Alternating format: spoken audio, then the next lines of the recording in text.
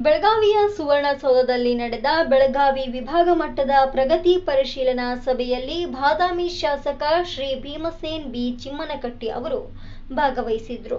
ಈ ಸಭೆಯ ಅಧ್ಯಕ್ಷತೆಯನ್ನು ಉಪಮುಖ್ಯಮಂತ್ರಿ ಶ್ರೀ ಡಿ.ಕೆ. ಶಿವಕುಮಾರ್ ವಹಿಸಿದ್ರು.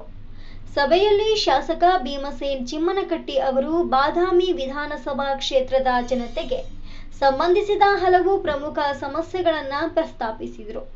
ವಿಶೇಷವಾಗಿ ಬೇಸಿಗೆ ಸಂದರ್ಭದಲ್ಲಿ ಬಾದಾಮಿ ಹಾಗೂ ಗುಳೇದಗುಡ್ಡ ಭಾಗದ ಗ್ರಾಮಗಳಲ್ಲಿ ಎದುರಾಗುವ ತೀವ್ರ ಕುಡಿಯುವ ನೀರಿನ ಸಮಸ್ಯೆಯನ್ನು ಸಭೆಯ ಗಮನಕ್ಕೆ ತಂದರು.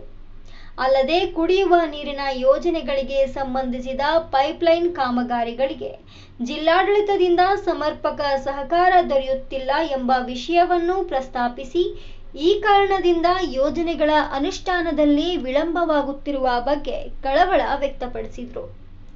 ಈ ಸಮಸ್ಯೆಯನ್ನು ಗಂಭೀರವಾಗಿ ಪರಿಗಣಿಸಿ ಕುಡಿಯುವ ನೀರಿನ ಯೋಜನೆಗಳು ಯಾವುದೇ ವಿಳಂಬವಿಲ್ಲದೆ ಪೂರ್ಣಗೊಳ್ಳುವಂತೆ ಅಗತ್ಯ ಕ್ರಮ ಕೈಗೊಳ್ಳಲು ಹಾಗೂ ಸಂಬಂಧಪಟ್ಟ ಅಧಿಕಾರಿಗಳಿಗೆ ಸೂಕ್ತ ನಿರ್ದೇಶನ ನೀಡುವಂತೆ ಉಪಮುಖ್ಯಮಂತ್ರಿ ಡಿ.ಕೆ. ಶಿವಕುಮಾರ್ ಅವರಿಗೆ ಮನವಿ ಮಾಡಿದರು.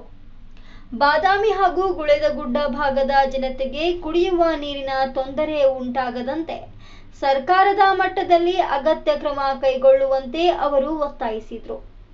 ವರದಿ ಕೆ.ಎಚ್. ಶಾಂತಗಿರಿ, ಕನಕ ಟಿವಿ, ಬಾಗಲಕೋಟೆ.